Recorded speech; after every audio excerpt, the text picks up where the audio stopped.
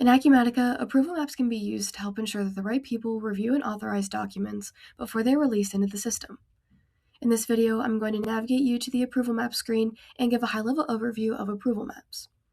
In later videos, we will cover more specific approval map topics, such as AP bills or purchase orders.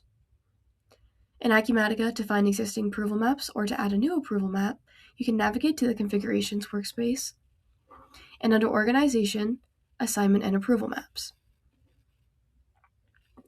This screen shows a list view for all the existing approval and assignment maps with the ability to add new ones. When adding new approval maps, here are some things to note. Approval maps can be used across multiple modules in Acumatica. The entity type field here refers to the workspaces an approval map can be set up for.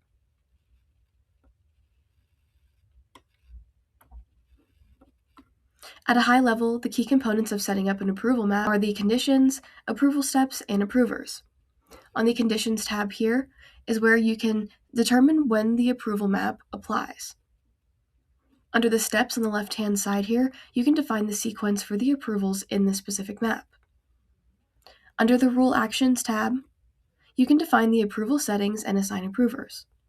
An approver can refer to one user in Acumatica or multiple users. So now you may be wondering what exactly happens during an approval. Depending on the conditions you have set here on the Conditions tab, when a user submits a document in Acumatica that meets your conditions, Acumatica will evaluate those conditions and assign the document to the right approver or approvers that you have set on the Rule Actions tab. Then, the document will update to the status of pending approval.